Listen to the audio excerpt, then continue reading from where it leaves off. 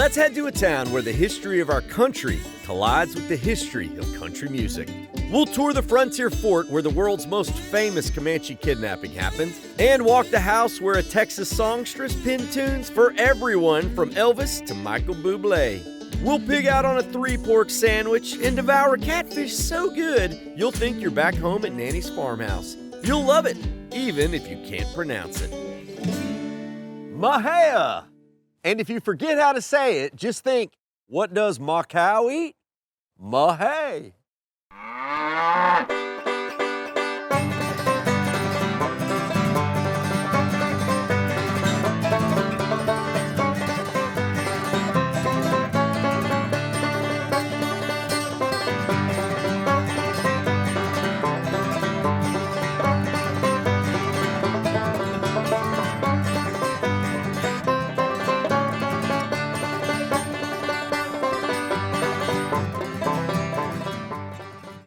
This episode was made for y'all with the help of our awesome partners. Check the caption for more info. About 50 miles east of Waco and 90 south of Dallas lies the history-making town of Mexia. So, where's the funny name come from? It was actually taken from the Mexia family, who received the original land grant to settle this entire region back in the 1830s. Although the town itself didn't get plotted out until much later when the railroad came to town. And then in 1921, Mexia's first oil gusher boomed and this place exploded. Things got so rowdy they had to enforce martial law. Now, lucky for us, Mexia has calmed down a little bit, although the stories they tell are as wild as Texas. Say it with me now, Mexia, because nothing outs you faster as an out-of-towner than that other shameful pronunciation. I got some bad news, I think, guys. What? I didn't bring my passport. Did you read the call sheet on where we're going? Mexico. I knew it. Mexia. Yeah, but it's not even Mexia. It's Mexia. But we don't need the passport, right? We got into Canadian Texas without it. I think we'll get into Mexia, Texas without it. We won't be crossing the border today, but our first stop is to visit the home of a songwriter who broke through the boundaries of country music, Cindy Walker. You know, some people write songs. Cindy wrote hits. Banging out a quick little ditty real fast. Into the line. Next verse. Cindy was a songwriting dynamo. If you've ever heard the music of Bob Wills, Willie Nelson, or Roy Orbison, well then you've heard the music of Cindy Walker. From this humble home in Mexia, Cindy forged an untouchable career as one of the greatest songwriters in country music history. This is Lindsay Liebman, Executive Director of the Cindy Walker Foundation. People may not know the name, but they know the music. She didn't want to be famous, she wanted her songs to be famous, and they were. So now we're restoring the house, and we're gonna fill it with music again as an art and community music space, and have a museum too. Can we go in? Yeah, let's go into Cindy's house. Cindy passed in 2006, and the house has sat abandoned for many years.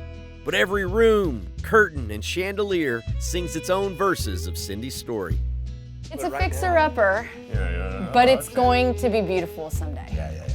Cindy tried the stage early in her career, but soon realized that she preferred a simple life back home, writing tunes with her mother. And they really were a duo. The baby grand piano that Cindy bought her mother would sit right here where you're standing. Okay, Be careful. Roll into this hole. Exactly, be careful. And this is where she would record the demos on a reel-to-reel player that Billy Graham gifted to her. And that was her process from here in Mexia. If you're still confused as to all this Cindy hype, let's look at her resume. Her song You Don't Know Me has been recorded by everyone from Ray Charles to Elvis. Bob Wills recorded over 50 of her songs, and Willie has an entire album of her music. Orbison's Dream Baby Got Me Dreaming Sweet Dreams, that's Cindy's. She's in both the Country Music Hall of Fame and Songwriters Hall of Fame. Johnny Cash named his daughter after her. Are you getting the picture? And right here at her desk is where she wrote all of her greatest hits. This is holy Texas ground. If you look up, this is Hanging Brass Monkeys. Many times she would say, they didn't care that I was a woman songwriter. If a monkey wrote a good song, they'd still want it. So I gotta think that she must have sat down and maybe on a hard day she'd look up at those monkeys and say, all right, it's so easy a monkey can do it. Let me just see if I can write another hit. Another hit right now. And she did. I mean, she had hits from the 1940s all the way until the 1980s was the last time she had a top 10 hit. People see so many barriers towards them and their goal of being a songwriter. So Yeah. it doesn't take much. I mean, if you have a great imagination, it can take you anywhere. Yeah. And apparently, we haven't heard the end of her imagination just yet. So we thought that we would reconstruct the house and save the house, but we ended up finding her never before heard music. All of her demos that the world is now going to be able to hear. That's like an undiscovered treasure trove. You want to hear it? I was. She recorded this here in the home. Well, I woke up feeling happy, feeling good and satisfied.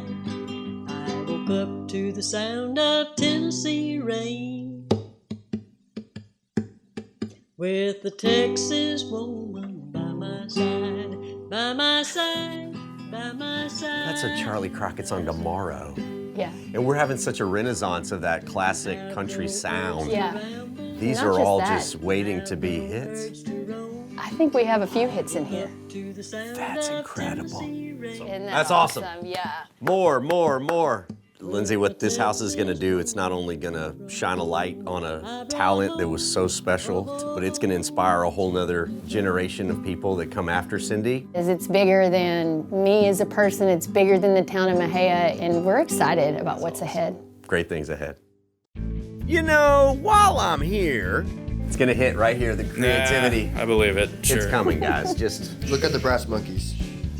it's coming. The song. Cindy would have thought is you were coming. hilarious. Oh yeah, sure. Sure, she would have kicked me out of her No, house honestly, already. she had such a good sense of humor. Maybe Cindy even giggled as she left those tapes behind for us to find.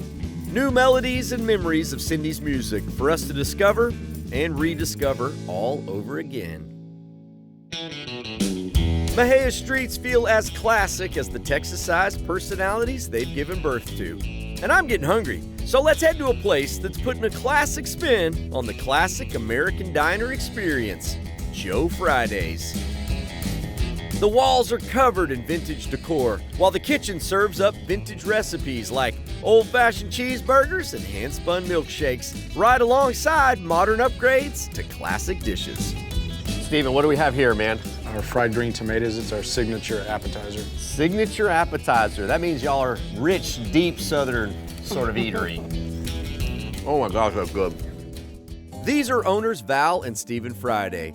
Stephen grew up cooking, went to culinary school, worked at high-end resorts, all before moving to Mexia to share his fresh take on diner grub. All right, $1 million question. Who's Joe? Granddad was in the end of the Korean War, and he was in Vietnam, and Okay. he was a Green Beret. They called him Sergeant Joe Friday because of the TV show Dragnet. I thought his name was Joe all my life, and then we get the wedding invitation, and there's Elmo on there, and I'm like, who is Elmo? Who's Elmo? I was like, no wonder he never wanted to go by anything but Joe. Well, Elmo Joe Friday would be proud, as Stephen comes from a long line of family cooks. My grandmother owned a butcher shop and canned a lot of stuff and sold them at the shop. I see a bunch of jarred stuff up there on the counter. The pickles are actually her recipe. I was worried I was gonna not be able to open that on camera. Oh man, that's addictive. That jar has no hope for the rest of this day. As you sit and look around, you'll notice this place is as much museum as restaurant. So people bring me stuff all the time. Someone unloaded a BB gun on this guy. The 1995 by-district champs. There's people who eat here that were on that team. Like, Yeah. that's us. Now, Valerie, you grew up in Mexia. Yeah. Mexia is special. Like, you obviously see people that you went to high school with, went to church with, and they always want to support however they can. All right, what should I get for lunch? I would choose the porky pig sandwich. The porky pig Now is talk good. to me. Grilled pork chop with grilled ham, bacon. You don't have to say anything else. That's what I want. Well, this little piggy is gonna watch how it's done. Center cut pork chop that we're gonna pound it out a little bit. That's that butcher shop coming out of you. Lay it up here on the grill and season it. Put some ham down, Texas toast. Then we got bacon. And then we're gonna throw a fried egg down too. Oh my gosh, it's a whole barnyard. So we got our garlic mayo that we make in-house. Put the cheese right over the top. Suey. Yeah, that's good. Here, little piggy. Well, here it is, folks. 3 little piggies on here, but the biggest pig sitting at the table is definitely gonna be me. Oh, that's good. The meaty star of this sandwich is that pork chop, because it's got like tender, good grilled seasoning, but then you got like the crispy bacon and the ham. I was a little worried it was gonna be too much. Like we had hit our pork threshold and just rocketed right over it, but it's not. This sandwich is excellent. And not to be upstaged by the lemon pepper steak fries.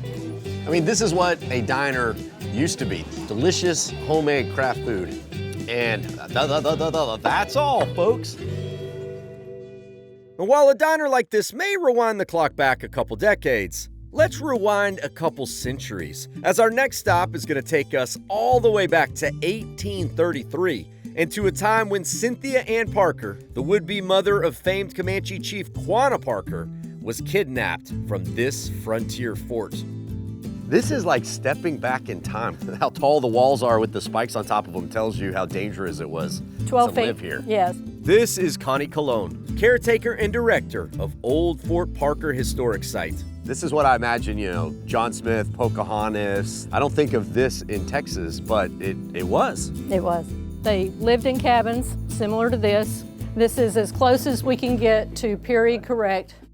How many people would have lived in a house like this? Would have been a mother, a father, and usually at least 2 or 3 children. Oh my gosh, a whole family. They made use of every available space. They hung their chairs on the wall when they weren't using their chairs. Their mattresses were hand-sewn, straw mattresses. It's that new technology. Hey, can I test this out? Sure. Do I need to dial in my number on an app? Is that how this works? Oh! You know, you wrestle in the night, you're gonna go all the way off onto the ground. You feel so spoiled in our era when you step back in a cabin like this. Yeah. I have something special I want to show you. Flintlock rifle. From the 1800s. Yes. This is incredible to hold something in my hand that's that old. That people would have been running around here, sticking out of these little holes in the walls to, you know, fend for their lives. We have to defend the fort. There's women and children in here. You'd be good at this, Chet. We're gonna try that again. We have to defend the fort. There's women and children in here. Man, I'm a bad shot already. I'd be extra bad through one of these tiny windows. I don't think there was a job for TV hosts on the frontier. So the main gate is wide enough and tall enough for covered wagons and things like that to come through. This was referred to as the spring gate, and they intentionally made it low so that horseback riders couldn't ride through on horseback. Oh, that's interesting. They found this spring, and it has fresh water coming out of the ground 365 days a year, even in drought years. One of God's water faucets right in your backyard. My grandsons asked one time when they were here, Nene, where's the bathroom? So I brought them out here. This is where you would take a bath, and they're like, what about when it's cold? Yeah. We call that stinky season. We don't bathe. This fort comes alive numerous times a year with living history reenactors sharing the story of Texas. But few stories in our state are more important or more stirring than the kidnapping of Cynthia Ann Parker. This is the blockhouse, kind of like a lookout tower. Okay. And they could shoot from the gun turrets up there. There was one on each corner. Take us back to that day. May 19th, 1836. Most of the men were out in the fields working. One of the Parker brothers saw approaching Native Americans, and one of them was carrying a white flag. One account from that day says that at one moment the fields were clear, and at the next there were, quote, more Indians than I dreamed possible.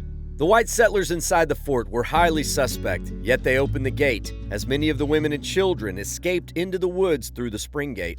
Well, soon the war band attacked, killing all 5 men present and taking 2 women and 3 children hostage, one of which was Cynthia Ann Parker.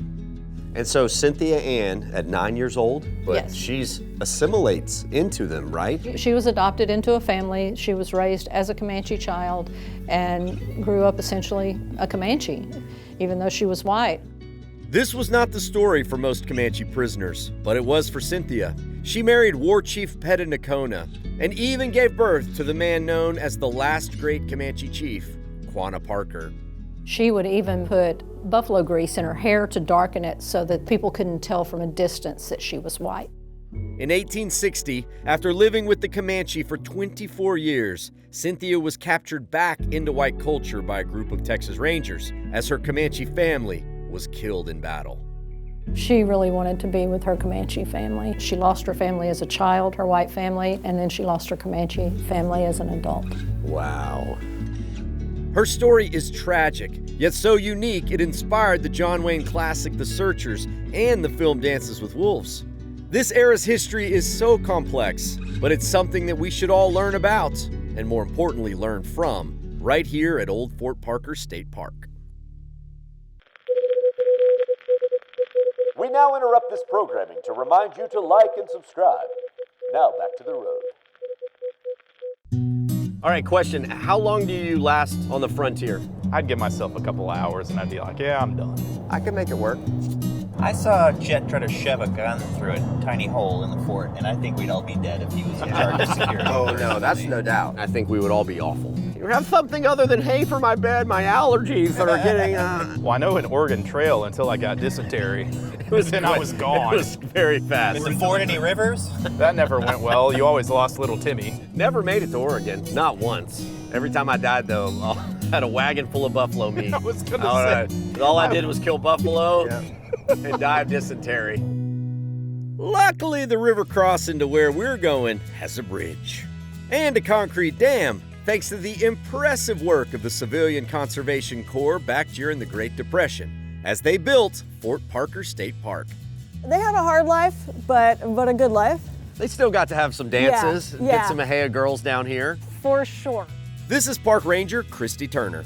I gotta say, I don't think most people even know this lake exists. A spot like this to feel like the city just disappears. 100%. You can see how quiet it is out here. Yeah. Do you hear any traffic? Zero. The park is great for hikers, fishers, campers, even birders. For instance, right now there's an entire flock of white pelicans just chilling on the lake. Is it mostly a fishing lake? Yeah, it's pretty shallow, probably like 5 to 8 feet. Yeah. It's also great for beginner kayakers because if you fall out, you're just gonna stand up, guys. It'll be all right. Yeah. Let me show you something really cool. We actually have a CCC member who is buried here in the park. Let's go. All right.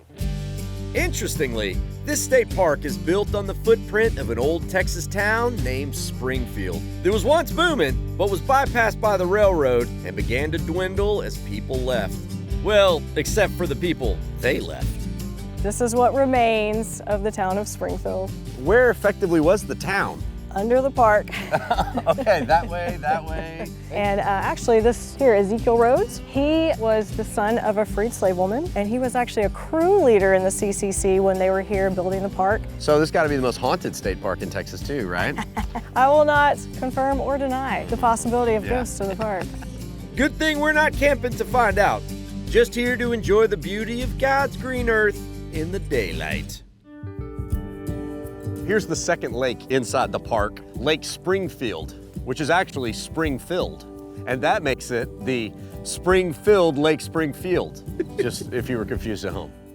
They actually stock this one with rainbow trout in the winter. Oh, wow, look at this. So these are those springs flowing out of Lake Springfield and joining the Navasota River. This is beautiful. Man can build something super impressive like that dam right there, but only nature can build something like this. I've always said that if there's a state park, there's a reason to visit, and Fort Parker is only proving my point. Y'all know I don't shy away from complicated history, so it's with a deep breath that we all head upriver to a Texas historic site, also listed on the National Register of Historic Places. These are the Confederate reunion grounds, meaning from the 1880s after the Civil War all the way up until the 1940s, veterans of the Confederacy and their families would meet every year to have a reunion here. This was the dance pavilion. They would have barbecue and speakers. They would fire the cannons, tell war stories, and pause to remember their fallen brethren. History shows that as many as 7,000 people attended annually, drawn from all over Texas.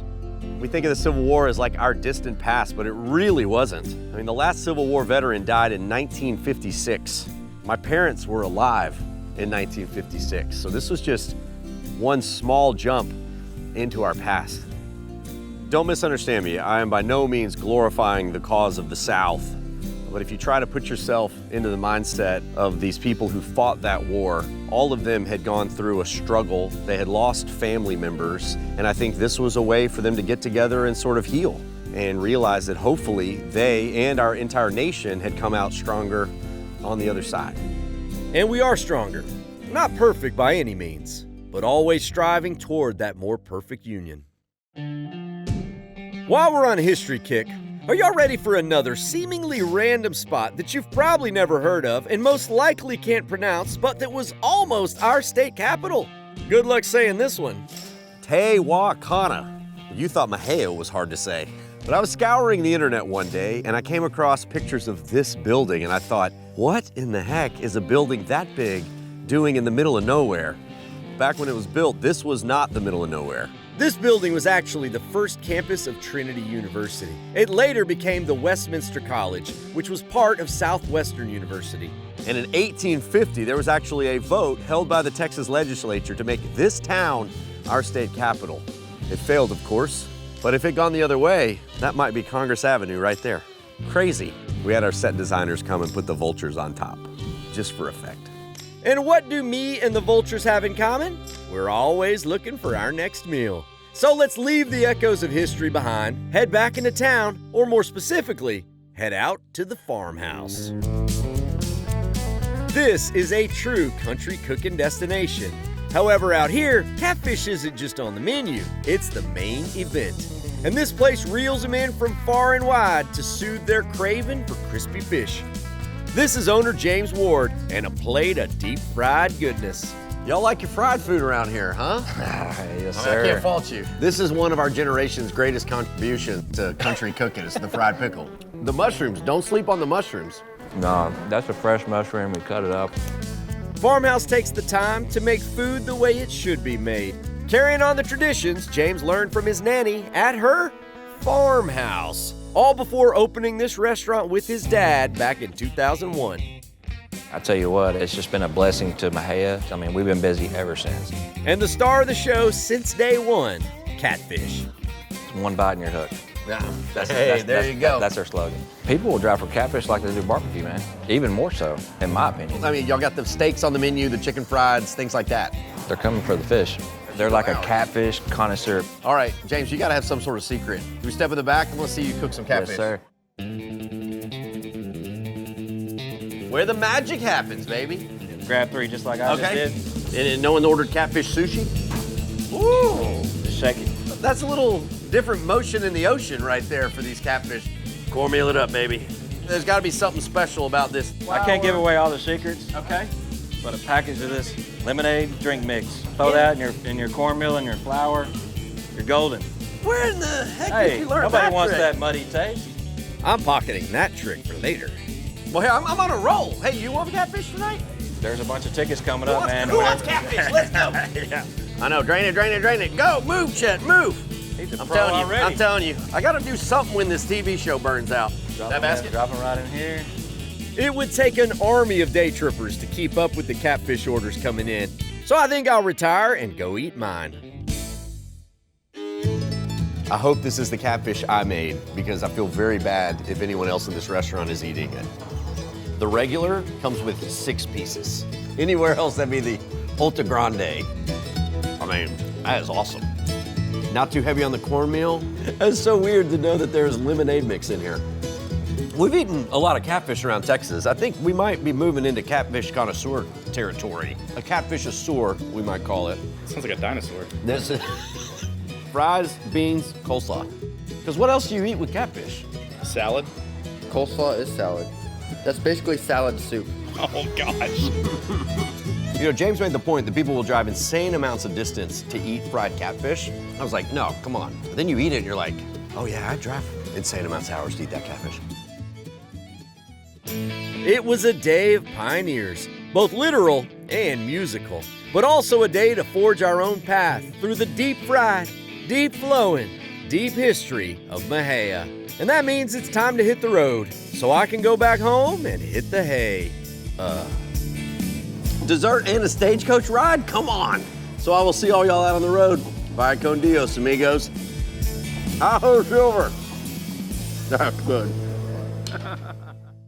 This episode was made for y'all with the help of our awesome partners. Check the caption for more info.